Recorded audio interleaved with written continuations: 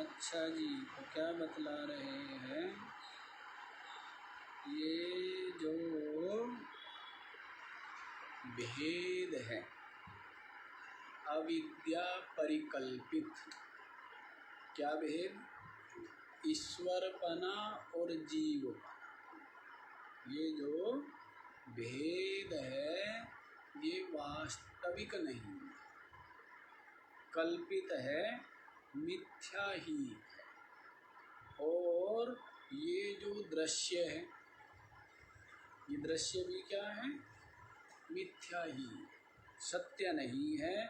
रज्जौ दृष्टव्यालवत्, जैसे रस्सी में भासने वाले सर्प के समान, और स्वप्नवच्च, और स्वप्न में दिखने वाले समस्त दृश्य के समान, ये क्या है, मिथ्या ही।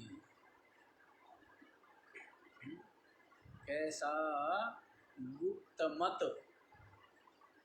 गुप्त सिद्धांत आप लोगों के सम्मुख क्या किया है, प्रकट कर। ये सारा का सारा भेद अविद्या परिकल्पित है, अविद्या से मिथ्या ही भास रहा है, वास्तविक नहीं है। आप न जीव हो और न आपकी जान आफत में ही है। आप क्या हो, नित्य निरंतर सच्चिदानंद शुद्ध बुद्ध मुक्त स्वरूप ब्रह्म है। और ये जगत स्वप्न सत्य होकर अविद्या के कारण भास रहा है, इसीलिए ये सुखी दुखी बना रहता है, जन्म मृत्यु के पाश से मुक्त नहीं हो पाता, बड़ी दुर्गति हो रही है। कभी कहता है सदगति, कभी कहता है दुर्गति, तो गति गति होती रहती है। मतलब क्या है, चलते रहो, दौड़ते रहो, बैठना नहीं है। तो ये सब किस में हो रहा है, स्वप्न में हो रहा है, अविद्या से हो रहा है, माया से हो रहा है। अन्यथा तू तो ब्रह्म ही, तू चेतन ही है, तू साक्षी है, तू आत्मा है, तू।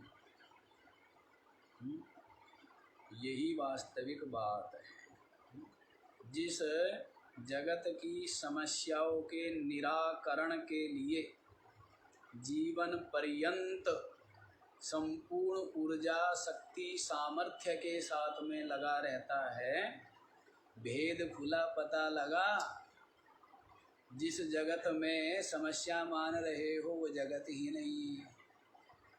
लड़ाई लड़ रहे थे, कैसे, जो शत्रु पैदा ही नहीं हुआ है उसके साथ में, और लड़ते लड़ते घायल, लहूलुहान हैं, बुरी स्थिति, लड़ते लड़ते, और जब नींद खुली तो देखा कोई शत्रु ही नहीं है, न कोई घाव है, ना किसी प्रकार क्या कोई घायल है, ना कोई क्लेश, नींद खुलती है।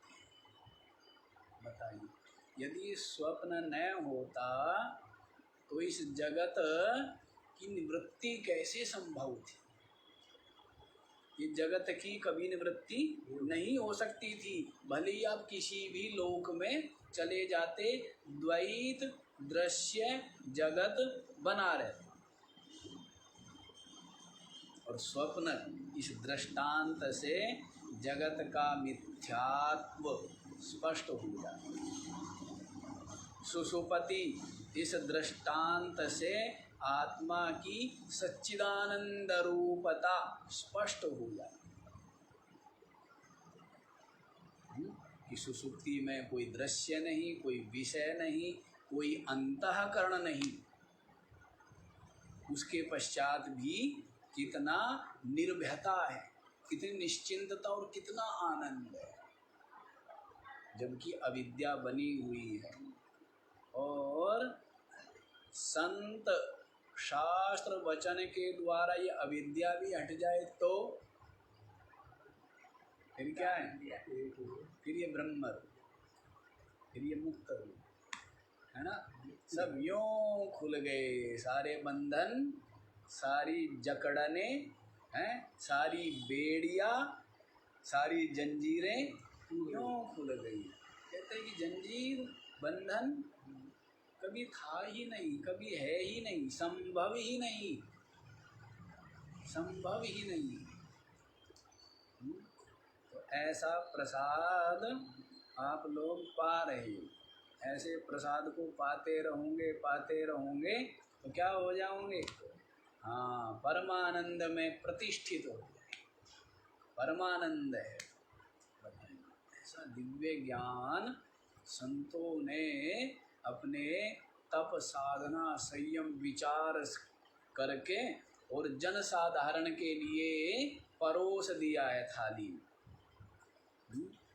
लेकिन खाएंगे भी वही जो भाग्यशाली। भाग्यशाली कौन है? भाग्यशाली वही है जो विचारवान है, जो वैराग्यवान है, जो संयमी है, जो तपस्वी है, वही तो खाएंगे। संसारी लोग थोड़ा खा पाएंगे, वो तो संसार के कीचड़ और मलिनता उनमें ही उनकी मन बुद्धि इंद्रिया लगी रही, है ना। अच्छा जी, तो अब यहीं पर देख लीजिए, तो ये जो दृश्य है मिथ्या है, रज्जू में भासने वाले सर्प और स्वप्न के समान। इस प्रकार की सुंदर सुंदर युक्तियों के द्वारा वेद का प्रमाण हो गया, और वेद अनुकूल युक्तियों के द्वारा, तो ऐसी सुंदर युक्तियों के द्वारा, कैसी सुंदर युक्ति? दृष्टव्यालवत् स्वप्नवत् च हेतु दिए है ना, कि जैसे सर्प दिखता है रस्सी में लेकिन वो मिथ्या है, जैसे स्वप्न दिखता है लेकिन स्वप्न दृश्य सारा का सारा मिथ्या है। ऐसी सुंदर युक्तियों के द्वारा जगत में जो सत्यत्व बुद्धि है दृश्य में, उसका परित्याग करके, भेद बुद्धि का परित्याग करके, उसके पश्चात जो एक भाव शेष रह जाता है, सगेयः तद्गेयः, वही जानने योग्य है। वही क्या है? अभेद ही जानना, अभेद ही देखना, अभेद ही अनुभव करना। अभेद अर्थात एक व्यापक चेतन सत्ता ब्रह्म ही मैं हूँ। ये क्या है? ये एक का दर्शन, अद्वैत दर्शन, अभेद दर्शन, अपनी आत्म दर्शन। तो सब बंधन से मुक्त हो जाता है इस प्रकार से। अब आगे आप 249वां श्लोक देख लीजिए। ततस्तु तौ लक्षणया सुलक्ष्यौ तयोरखण्डैकरसत्त्वसिद्धये नालं जहत्या न तथा जहत्या किन्तु भयार्थात्मिकयैव भाव्यम्। ततः तु तौ लक्षणया सुलक्ष्यौ तयोः अखण्ड एकरसत्वसिद्धये न अलम् जहत्या न तथा अजहत्या किंतु उभयार्थात्मिकया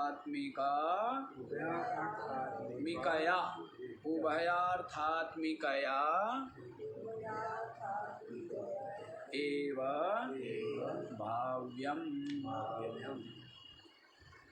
ततः तो इसके पश्चात अखंड एक रसत्व सिद्ध है।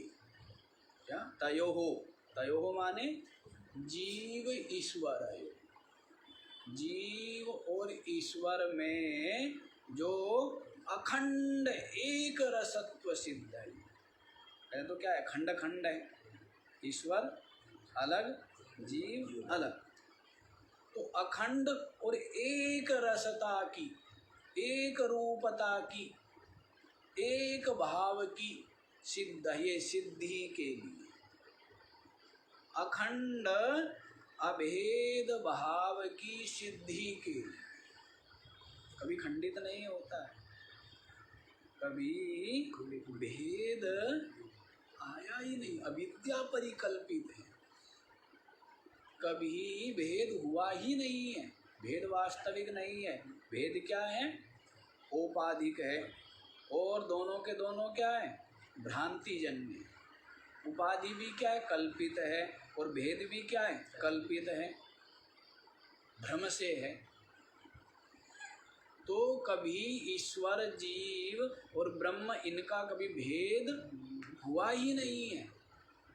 ये भेद भासता है अज्ञान के कारण से। निरंतर ही आप चेतन हो, आत्मा हो, ब्रह्म। जीवपना अविद्या से परिकल्पित। अब जीव कभी हुए ही नहीं, जीव कुछ होता ही नहीं। आप क्या हो? ब्रह्म, चेतन। तो अखंड माने कभी खंडित हुआ ही नहीं है। पहले हुआ होगा खंडित, आगे भी होगा, उसके पश्चात फिर भी होगा और फिर भी होगा, होता रहेगा ना। तो कभी हुआ ही नहीं है। कभी ब्रह्म, जीव और ईश्वर भाव को प्राप्त ही नहीं हुआ है, होता ही नहीं है। ब्रह्म में ईश्वरपना, जीवपना भ्रांति से है। क्या है? डरने की जरूरत नहीं है, ठीक है ना। ब्रह्म में जीवपना और ईश्वरपना क्या है? भ्रांति से है।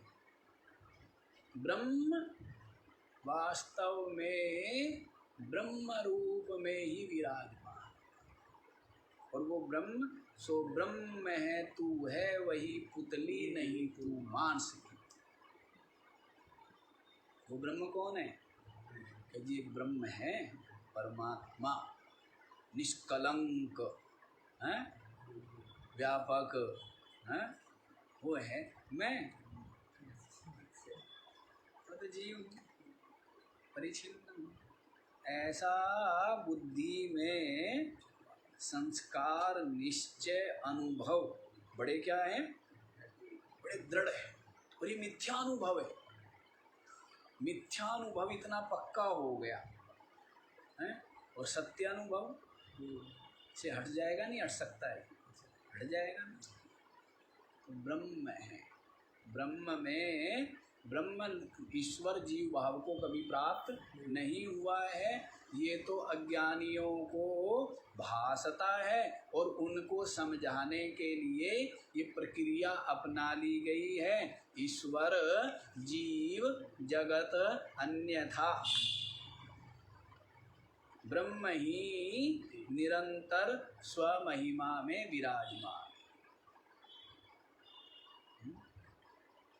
जैसे स्वप्न में ईश्वर, जीव, सृष्टि सब है, और जगे ईश्वर कहाँ गया? वो विष्णु आया था, हैं?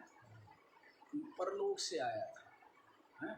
और किसको? आपको आशीर्वाद दिया था, और सारी सृष्टि थी। कहाँ चले गए सबके सब? हाँ? वो भ्रम से क्या है, निद्रा दोष से भास रहे हैं। निद्रा दोष यही है कि पूरी नींद भी नहीं है और पूरा जगह भी नहीं है, और ये जो आपका मन है ये अपनी वासना संस्कार के अनुसार स्वयं ही जगत जीव ईश्वर रूप बन गया। आपका मन है दृष्टा दृश्य दर्शन सब कुछ स्वयं बन गया। और जगते ही फिर क्या होता है, देखता है कुछ भी नहीं है, एक बस मैं ही हूँ। अंतःकरण, अंतःकरण में अभिमान करता है ना, तो मैं का मतलब क्या है, अंतःकरण, एक मैं ही हूँ। ऐसी वास्तविकता। तो ईश्वर जीव जगत ये तीनों ही कल्पित है, और ब्रह्म चेतन अकल्पित तत्व है। वो क्या है, वो अकल्पित, तो वो आत्मा है। तो कह रहे तयो अखंड एक रसत्व सिद्ध है। जीव और ईश्वर की अखंड एक रसत्व की सिद्धि के लिए ततः उसके पश्चात तू माने किंतु तऊ लक्षणया सुलक्ष्य, वे दोनों जीव और ईश्वर, कौन दोनों, जीव और ईश्वर, वे दोनों लक्षणया सुलक्ष्य, लक्षणा के द्वारा ही सुलक्ष्य अर्थात उनका ठीक ठीक ज्ञान हो। इसके द्वारा लक्षणाया क्या सिद्धि के लिए, अखंड एक रसत्व सिद्ध है, अर्थात अभेद सिद्धि के, एकत्व के लिए, अखंड अभेद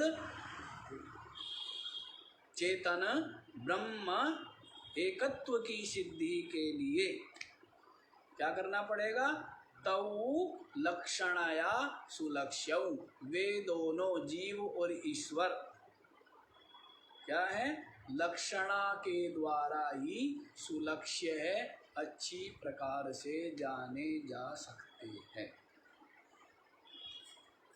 दो बतलाई थी ना, शब्द में दो प्रकार की शक्ति है।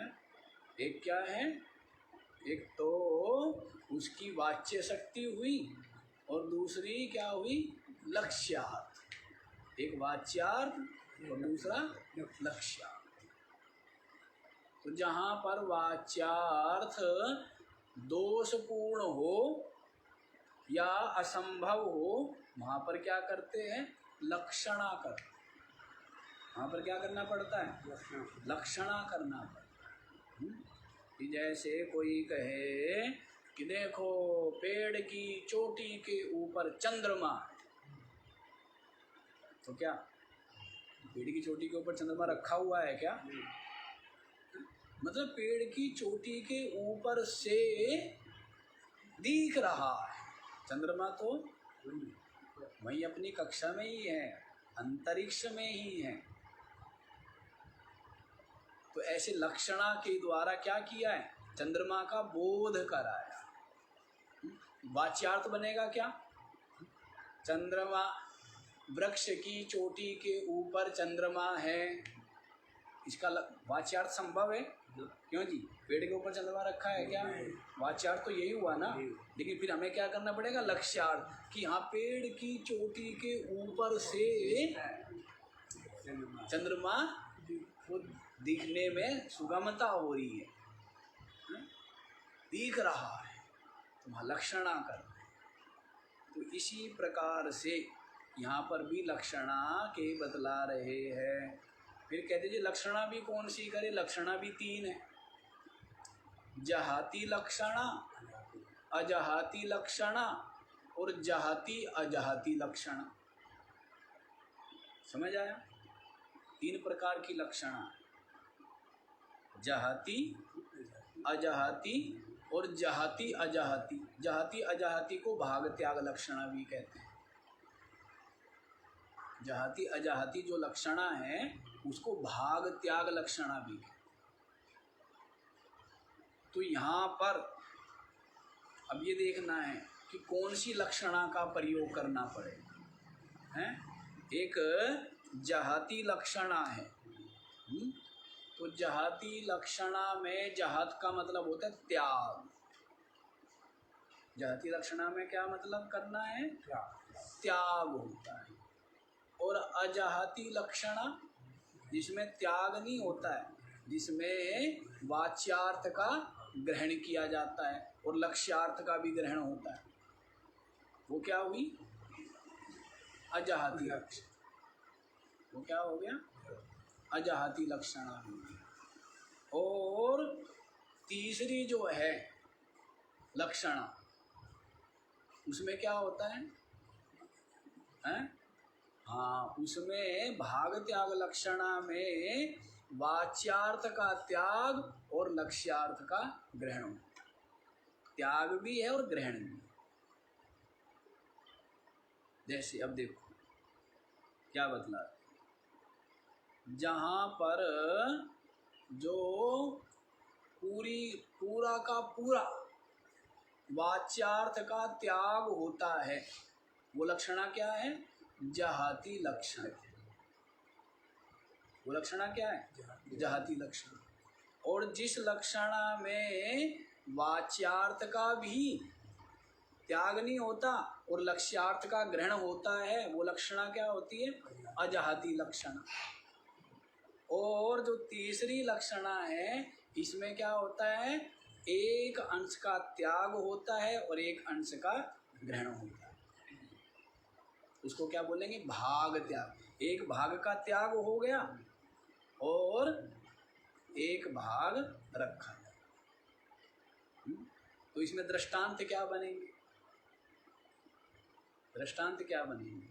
तो जैसे किसी ने कहा गंगायाम घोषः, इसका घर गंगा जी पर है। क्या बोला? इसका घर गंगा जी पर है। अब गंगा जी के ऊपर किसी का घर नहीं हो सकता। गंगा किसको कहते? प्रवाह का नाम। जहाँ प्रवाह रुक गया उसका नाम नदी। का मतलब क्या होता है? तो निरंतर प्रवाहित रहती है नदी। तो गंगा के ऊपर घर है। यहाँ पर जो वाच्यार्थ है उसका पूरी तरह त्याग कर दिया ना। वाच्यार्थ का क्या किया है? पूरी तरह से त्याग हो गया है। तो उसका मतलब क्या है? गंगा किनारे लक्ष्यार्थ का ग्रहण करेंगे। गंगा किनारे घर है। तो ये क्या लक्षणा हुई? जहाती लक्षण। जहात माने त्याग करना। फिर अजहाती लक्षण। अजहाती लक्षणा क्या है? जैसे कोई कहे काके व्यो दधि रक्ष्यताम, कौवों से दही की रक्षा करना। क्या कहा है? कौवों से दही की रक्षा करना। इसका मतलब बिल्ली आए, कुत्ता आए तो उनसे दही की रक्षा, ऐसा? भाई कौवों से दही की रक्षा करने का मतलब क्या है? कि बाकी जो भी दही को हानि पहुंचाने वाले जीव है, चाहे वो कुत्ता है, चाहे बिल्ली है, चाहे चूहा है, उन सब से भी दही की रक्षा करना। तो यहाँ पर जहात माने त्याग नहीं हुआ। वाच्यार्थ को तो लिया ही है, लेकिन साथ ही साथ जो लक्षण है उपलक्षण उनका भी ग्रहण किया है। तो ये क्या हो गई? अजहाती लक्षण। समझ आ गया?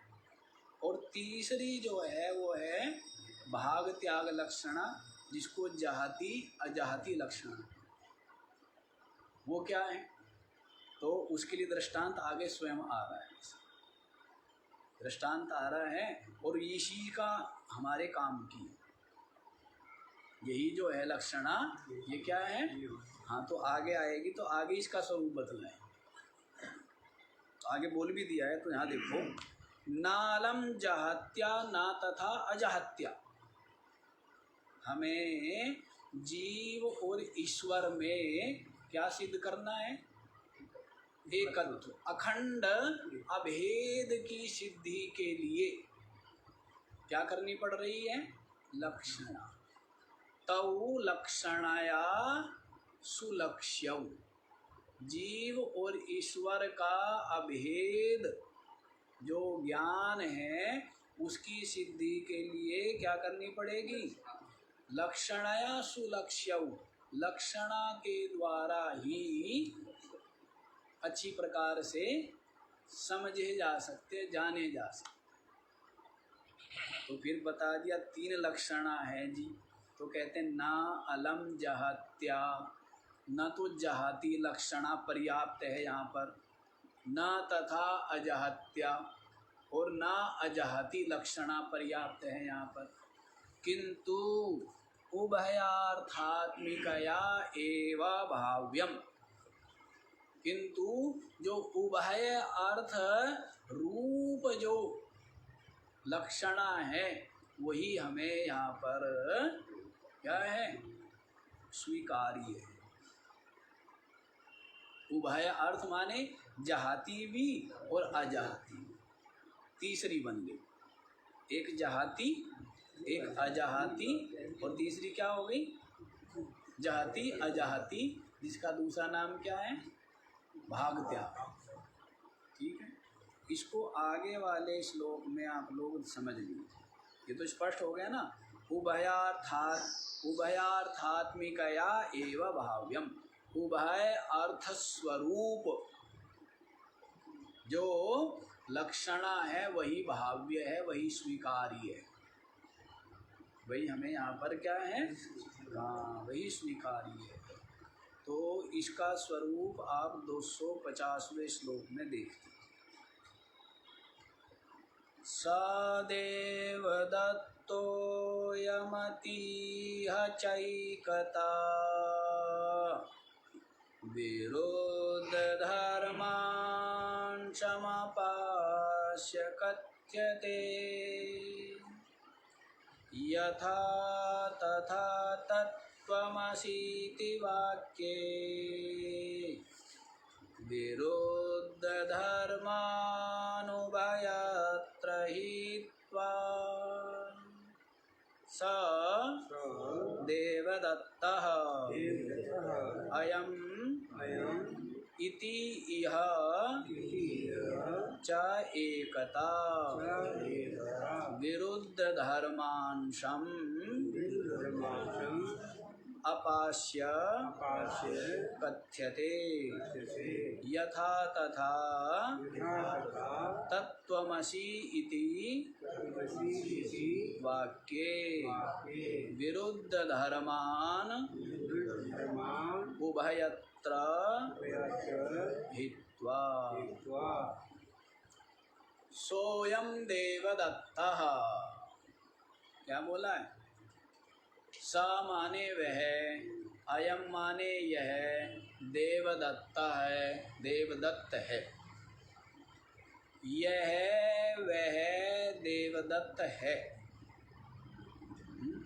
या तो यह कह ले या वह कह ले। यह किसको कहते हैं? जो प्रत्यक्ष हो, और वह किसको कहते हैं? जो परोक्ष हो।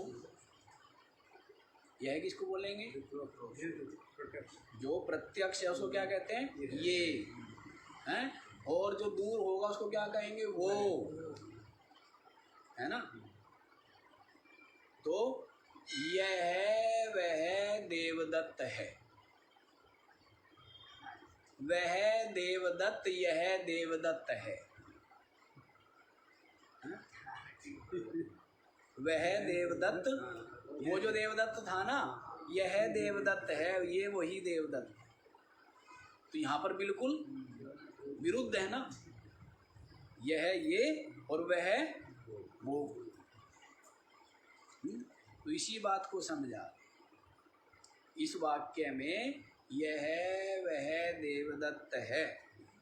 इस वाक्य में यह चा एकता, यहाँ पर एकता, और बतला क्या रहे?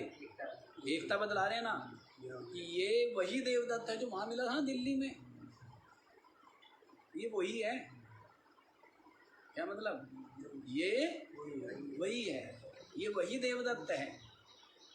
तो अब आप ये देखो, एकता भी बता रहे हैं और विरुद्ध धर्म हो गया ना, वह और यह एक परोक्ष है, एक प्रत्यक्ष है।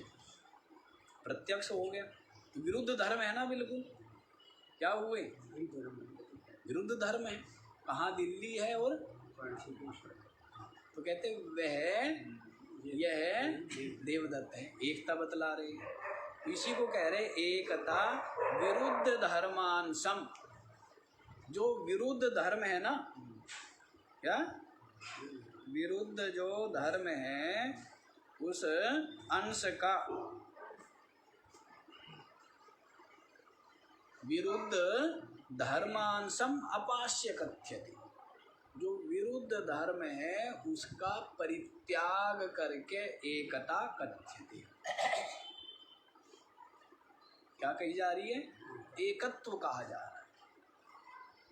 यह वह देवदत्त है।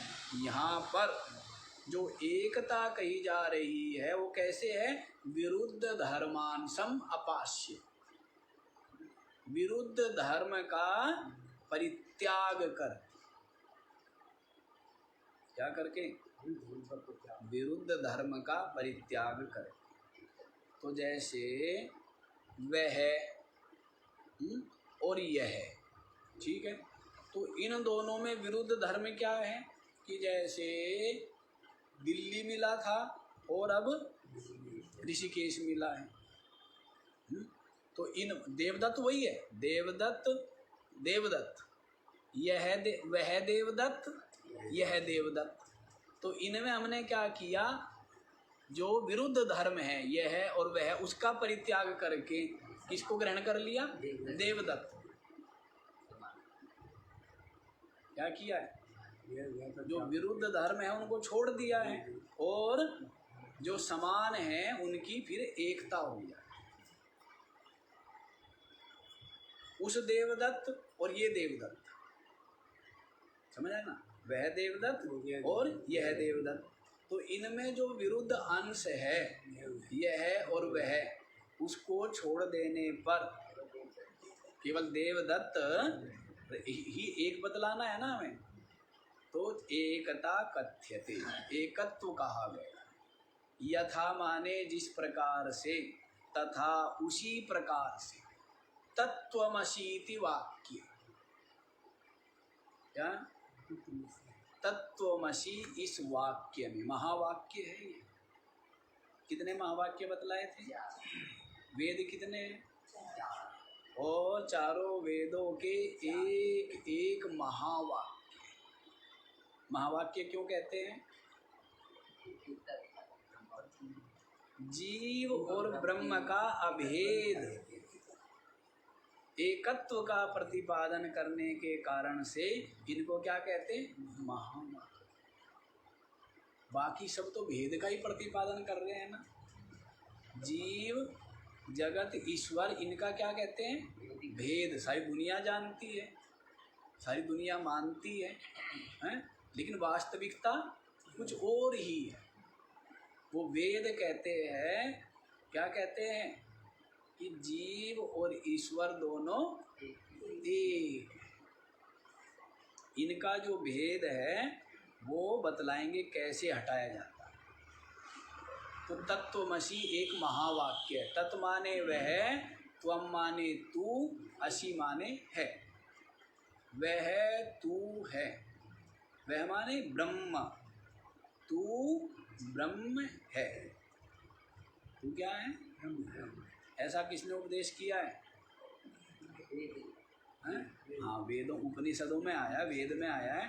उद्दालक ऋषि ने अपने पुत्र श्वेत केतु को 9 बार छांदोग्य उपनिषद में ये उपदेश किया है। कितने बार, 9 बार।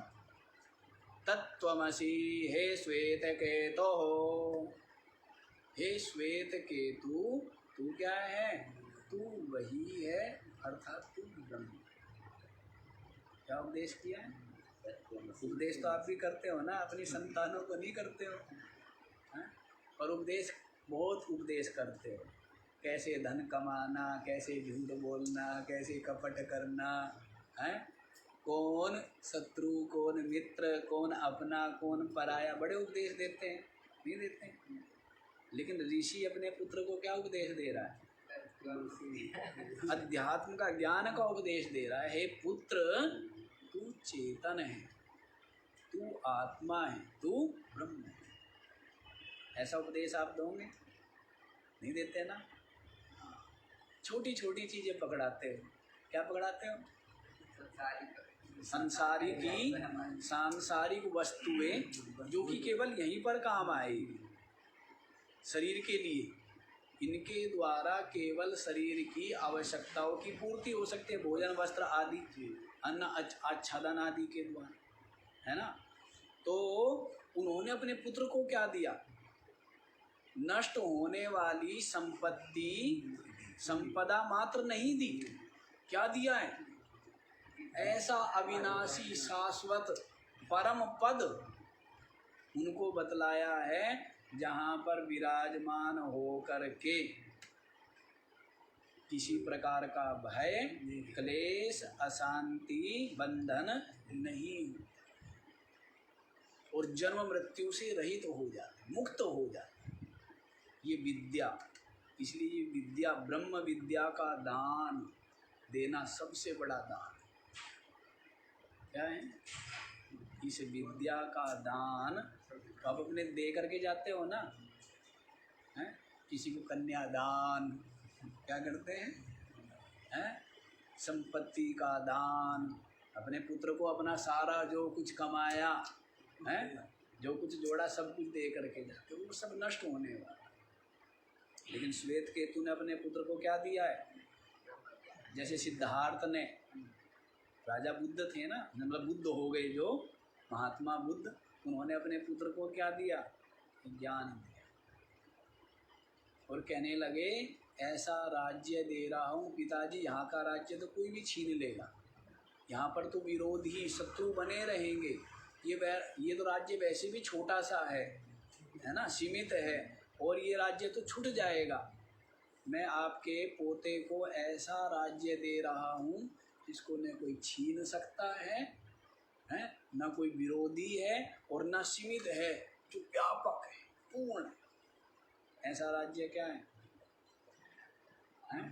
अपने आत्मानुभूति, आत्मा की ब्रह्म रूपता का अनुभव, परमात्म प्राप्ति, तत्व प्राप्ति, इसको प्राप्त करके फिर क्या होता है? पूर्ण हो गया। फिर क्या है वो? पूर्ण। फिर ये तो सब चीजें सांसारिक वस्तुएं तो प्रारब्ध से मिलना, बिछुड़ना, संयोग वियोग, इनका तो निरंतर चलता ही रहता है। प्रारब्ध से क्या होता रहता है? कि संयोग वियोग है, लाभ हानि, मान अपमान, सुख दुख, जन्म मृत्यु। लेकिन ये सब किस में होते रहते हैं? ये सब शरीर में, उपाधि में होते हैं। वो क्या हो गया? आत्म रूप हो गया।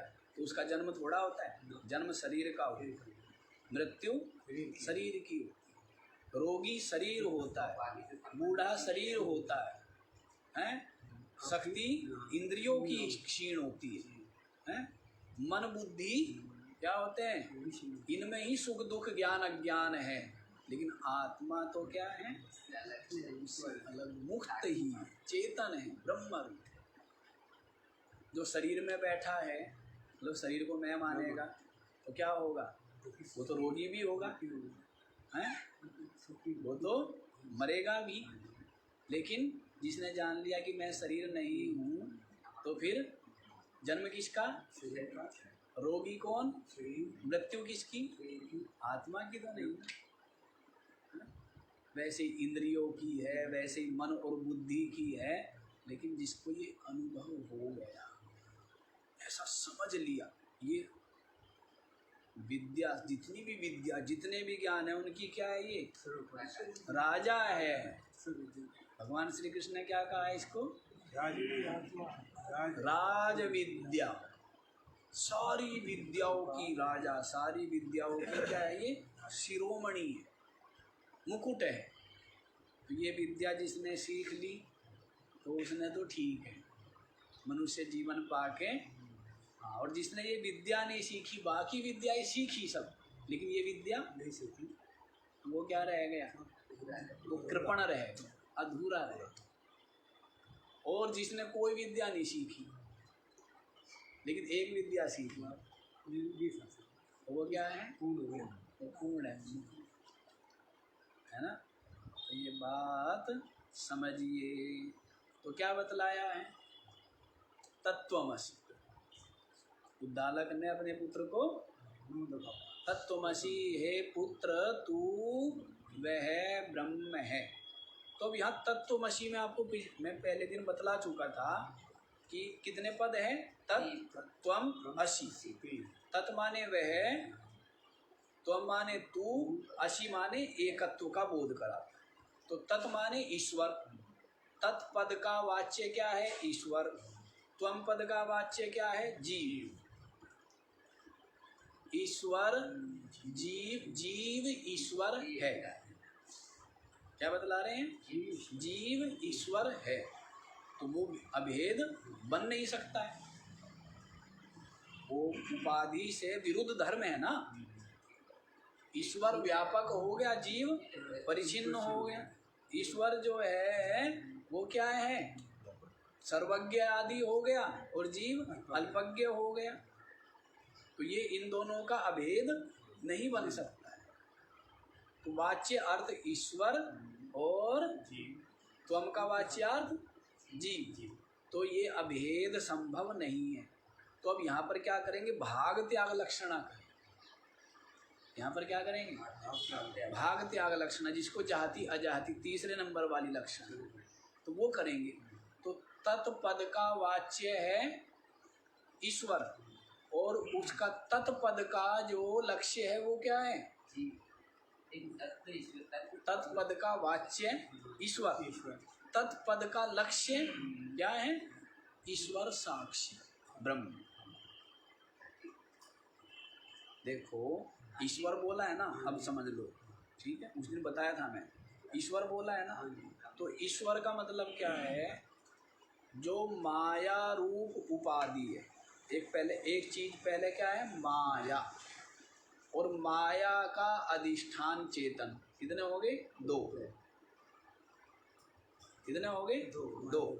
माया, और माया जिस चेतन के ब्रह्म के आश्रित है, क्या हो गए, उसी को हम ईश्वर साक्षी कहेंगे। उसको ईश्वर साक्षी कह दो, ब्रह्म कहते हैं।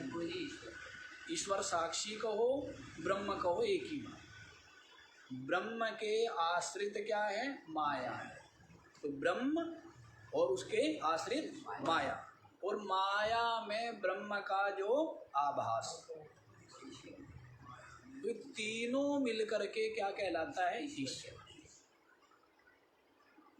समझ आए, ब्रह्म जो व्यापक है, उस व्यापक ब्रह्म के आश्रित क्या है, व्यापक माया। माया भी क्या है, माया भी व्यापक है। उस माया में ब्रह्म का जो आभास है वो भी क्या है, वो छाया, वो भी व्यापक है। ठीक है, तो तीनों मिलकर, तीन चीज होगी ना, ब्रह्म, माया और माया में आभास, इन तीन को मिलकर के उसका नाम क्या पड़ जाता है, ईश्वर। ठीक है, तो इसमें हम क्या करेंगे, जो माया अंश है, माया उपाधि, उसका परित्याग कर देंगे। तो माया का परित्याग हो गया तो उसमें क्या हो गया, आभास का भी परित्याग हो गया। अब रह क्या गया, जो उनका अधिष्ठान था, जो ब्रह्म, जिसको हम ईश्वर साक्षी कह रहे। ईश्वर साक्षी कहो, चेतन कहो, ब्रह्म। ठीक है, समझ आ गया। माया और माया में जो आभास है उसको छोड़ दिया तो ब्रह्म रह गया।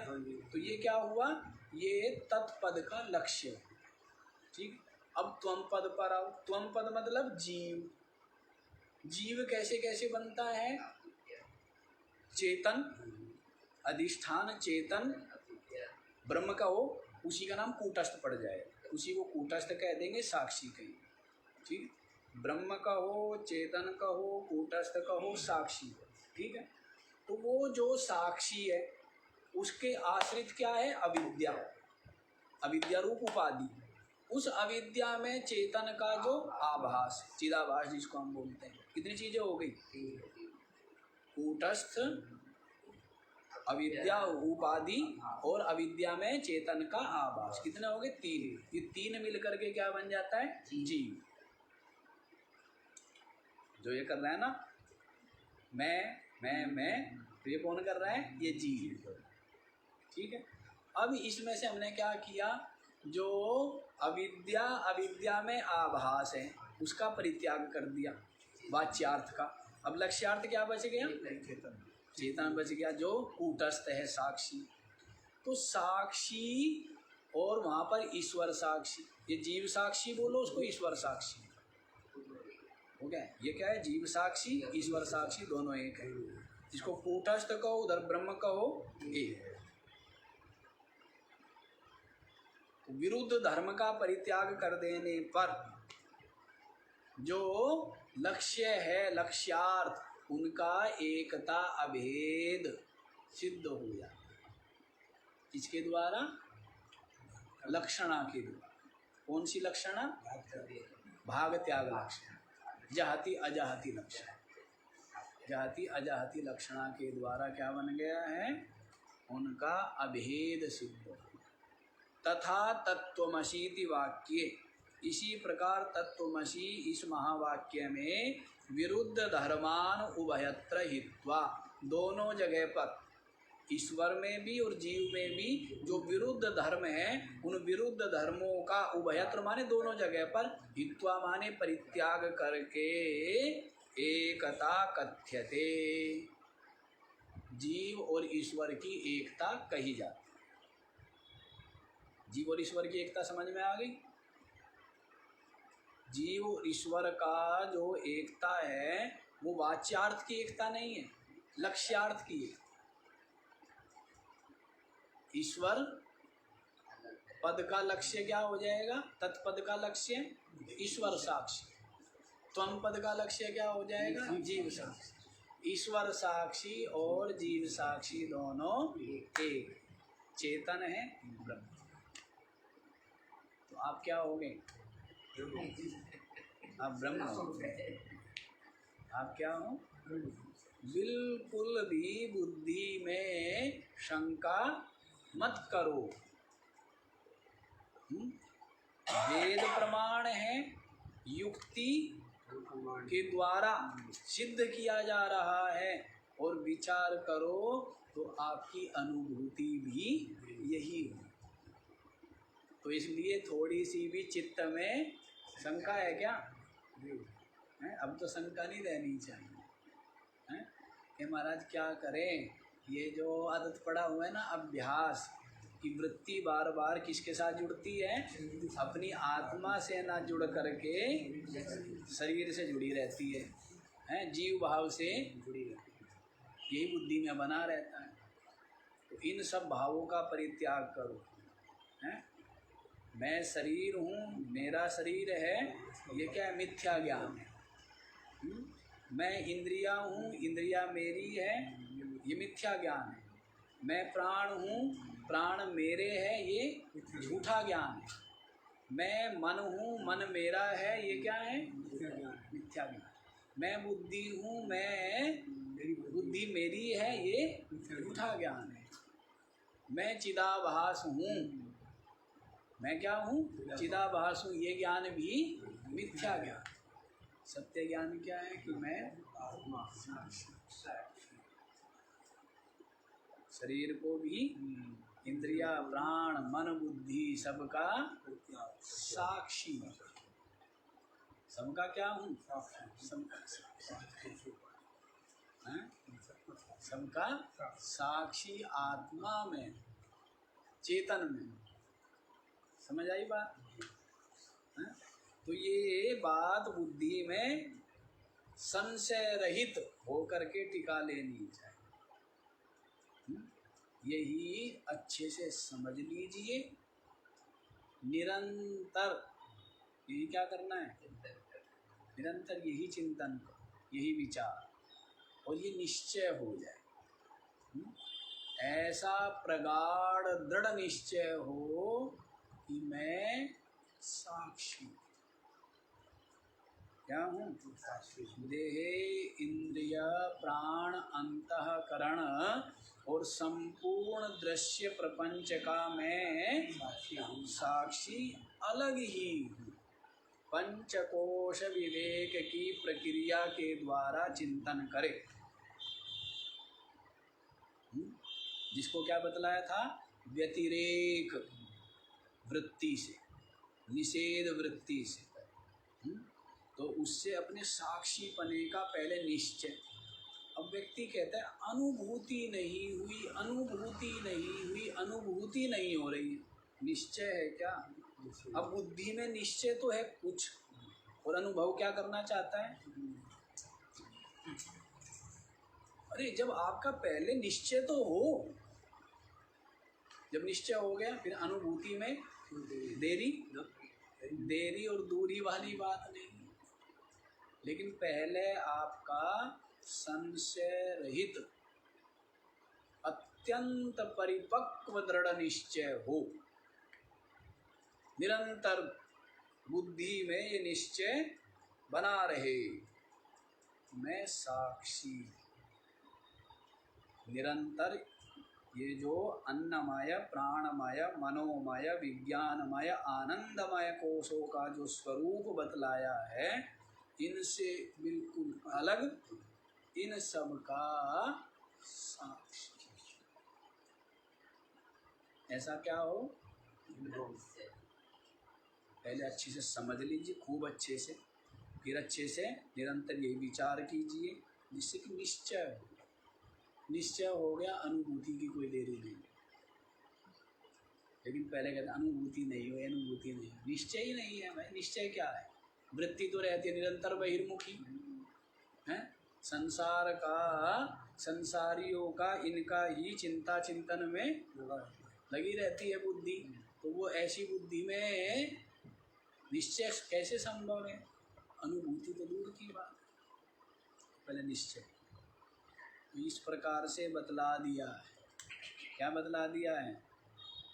जीव और ब्रह्म की एकता वो भाग त्याग लक्षणा के द्वारा समझनी चाहिए। विरुद्ध जो धर्म है वाच्यार्थ, उसका परित्याग करके जो लक्ष्यार्थ है, उधर जीव साक्षी, त्वम में क्या है? जीव साक्षी, और तत् में है ईश्वर साक्षी, जिसको ब्रह्म कहेंगे, इसको कूटस्थ कहेंगे। तो कूटस्थ जो है वो ब्रह्म ही है। कूटस्थ साक्षी क्या है? तो हे श्वेत केतो तत्त्वमसि। हे श्वेत केतु तू क्या है? ब्रह्म है, वही ब्रह्म है। अच्छा जी, आगे वाला श्लोक भी देख लीजिए जिससे आपका ये प्रकरण पूर्ण हो जाएगा। तो 251वां श्लोक देखिए। संलक्ष्य चिन्मात्रतया सदात्मनो रखंड भावः परिचीयते बुधहि। एवं महावाक्य शतेन कथ्यते ब्रह्मात्मनोरैक्यमखण्ड भावः। संलक्ष्य चिन्मात्रतया सदात्मनो अखंड भावः परिचीयते बुधैः। एवं महावाक्य शतेन कथ्यते ब्रह्मात्मनो ऐक्यम अखंड भावः। सदात्मनो, सदात्मनो माने जीव और आत्मा, उसका ईश्वर का, जीव और ईश्वर का जो चिन्मात्रता है, क्या है? चेतन मात्र है, चिन्ह मात्र है, ज्ञान रूपता, बोध रूपता, अनुभूति रूपता। तो चिन्ह मात्र जो चेतन अंश है उसको लेकर के संलक्ष्य लक्षणा के द्वारा बुधई बुद्धिमान लोग क्या करते हैं? जीव और ईश्वर का अखंड भाव परिचीयते। क्या करते हैं? जीव और ईश्वर का अखंड भाव माने अभेद, एकता, अभिन्नता, एकत्व को कहते हैं। क्या कहते हैं? एकत्व का प्रतिपादन करते हैं। समझ आया क्या बोला है? बुद्धिमान लोग जीव और ईश्वर की जो एकता है वो कैसे? चिन्ह मात्रतया संलक्ष्य, चैतन्यांश को संलक्ष्य माने दृष्टि रखते हुए, देखते हुए, परिचीयते, इसको क्या कहते हैं? परिचय मिलता है, ज्ञान प्राप्त होता है। समझ आया? जीव और ईश्वर का जो अखंड भाव है, अभेद है, एकत्व है, इसको बुद्धिमान लोग कैसे प्राप्त करते हैं? तो कहते चिन्ह मात्रतया संलक्ष्य, उसमें से उपाधि अंश का परित्याग करके, ईश्वर और जीव में से क्या? उपाधि अंश का परित्याग करके, और जो चेतनांश है, चैतन्यांश क्या है? वहाँ पर है जीव साक्षी, और जीव में क्या है? जीव साक्षी, ईश्वर साक्षी और जीव साक्षी। इनका क्या कहते हैं? अखंड भाव परिचीयते। इनका अभेद एकत्व भाव का परिचय होता है, ज्ञान होता है बुद्धिमान लोग। एवं महावाक्य शतेन, इसी प्रकार से सैकड़ों महावाक्यों के द्वारा ब्रह्मात्मनो ऐक्यम अखंड भाव कथ्यते। श्रुति भगवती ब्रह्म और आत्मा का ऐक्य, अखंडता को कहती है। ऐसे ही सैकड़ों वाक्यों के द्वारा वे, वैसे तो मुख्य 4 महावाक्य आपको बता ही दिए, लेकिन जो जो महावाक्य जीव और ब्रह्म की एकता का प्रतिपादन करें, वो सब के सब वाक्य क्या है? आदर के योग्य है महावाक्य। जो भेद का कथन करे वो क्या है? वो आदरणीय है। जो अभेद का कथन, इसीलिए जो अधिक ब्रह्मिष्ठ है, देखो व्यास जी भी है, वशिष्ठ भी है, अनेकों बैठे हुए हैं परीक्षित जी के यहाँ पर, लेकिन जब सुखदेव जी आए हैं तो सबके सब उनके सम्मुख क्या हो गए? उनकी सबकी आभा उनके सामने फीकी पड़ गई। सुखदेव है, नवयुवक है, 16 वर्ष की आयु है, लेकिन अभेद में प्रतिष्ठित। कहाँ प्रतिष्ठित है? अपने, उनकी भेद दृष्टि अभेद अपने स्वरूप में प्रतिष्ठित है। इसलिए सबके सब के सामने सबसे ज़्यादा पूजनीय, सम्माननीय कौन हो गए? सुखदेव। कारण क्या है? वे लोग उनसे बड़े बड़े शास्त्रज्ञ थे, धर्मज्ञ थे, बड़े बड़े विद्वान थे, हैं? लेकिन अभेद एकत्व का जो दर्शन, जो साक्षात्कार प्राप्त था, वो कौन था? सुखदेव। तो ये अभेद का जो प्रतिपादन करना है, वही क्या है? वही पूज्यता है, वही श्रेष्ठता। इसलिए कह रहे हैं, बताया ना आपको महावाक्य किनको कहा है, जो एकता को बतला रहे हैं। प्रज्ञानम ब्रह्मा, ये प्रज्ञान जो जीव है क्या है, ब्रह्म है। अयम आत्मा ब्रह्मा, ये आत्मा क्या है, ब्रह्म है।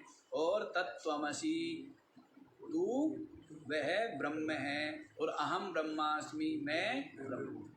तो सबके सब वाक्य क्या बतला रहे हैं, अभेद। इसी कारण से वो महावाक्य। और भी जितने वाक्य है, एक बार मैंने एक संत से, वो संत कहते थे बड़ा हमें कि सत्संग करना चाहिए, प्रवचन करना चाहिए, उपदेश करना चाहिए, काफ़ी कहते थे हम। तो एक दिन हमने उनसे पूछा, जी क्या साधु को क्या करना चाहिए उपदेश? कहते साधु को तो केवल जो वेदांत है, ज्ञान है, इसका ही उपदेश करना चाहिए। साधु को और उपदेश नहीं करना चाहिए। भेद का उपदेश है, जो और कथा कहानियाँ हैं उनमें क्या है, भेद बुद्धि दृढ़ होती है। तो साधु को भेद बुद्धि का उपदेश नहीं करना चाहिए। वो तो भेद बुद्धि तो सबकी बनी हुई है ही। साधु को तो अभेद का ही कथन है, यही उपदेश करना। अब वेदांत का ही क्या करें, प्रवचन करें, और दूसरे प्रवचन नहीं करने चाहिए। तो समझ आ गया जी। इसी प्रकार से सैकड़ों महावाक्यों के द्वारा ब्रह्म और आत्मा का ऐक्य, अभेद, अखंड भाव कहा गया है। ठीक है, कैसे कहा गया है वो आपको बतला दिया है। लक्षणा के द्वारा ही इनका अभेद सिद्ध होगा। लक्षणा कौन सी, भाग त्याग लक्षणा, जाति अजाति लक्षणा। उसमें विरुद्ध धर्म का परित्याग कर देते हैं। उपाधि, उपाधि को अलग किया, जड़ अंश को अलग किया। तो जो ईश्वर में जो चेतन अंश है और जीव में जो चेतन अंश है, उन दोनों का क्या है, अभेद है। चैतन्यांश का अभेद है, और जो उपाधि अंश है उसका भेद है। उपाधि भेद है, और उपाधि स्वयं कल्पित है। उपाधि क्या है, कल्पित है। तो उपाधि से उत्पन्न होने वाला भेद भी कल्पित ही है। इसलिए वास्तविक क्या है, वास्तविकता तो यही है कि साक्षी आत्मा ब्रह्म क्या है, आत्मा ब्रह्म। और ये जो प्रक्रिया बतलाई जा रही है, ये अज्ञानी लोग संशय रहित इस सिद्धांत को समझ सके और समझ करके निश्चय कर सके, इसलिए प्रक्रिया बतला रही है। अन्यथा वास्तविकता तो यही है कि एक अद्वितीय ब्रह्म ही विराजमान है, और उसमें जीव, ईश्वर, जगत, ये तीनों कल्पना। तीनों क्या है, कल्पना है, वास्तविक नहीं है। अब आप ये बात समझ गए हो, यही निश्चय करो। ठीक है, और निरंतर आपको पता था ना, ब्रह्म रूपता का अनुभव नहीं करना, साक्षी पहले क्या करना है, साक्षी।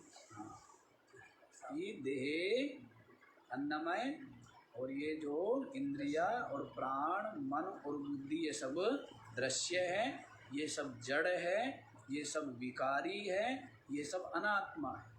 और मैं साक्षी चेतन आत्मा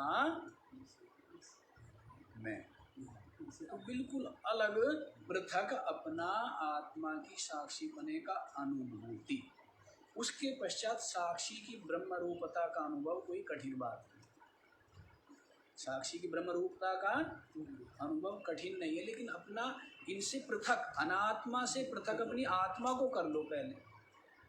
अनात्मा से अपनी आत्मा को पहले क्या कर लो, अनुभव कर लो। ठीक है, अनुभूति के बिना केवल बौद्धिक भावना से कोई अर्थ सिद्ध होने वाला नहीं। बाकी का विचार ओ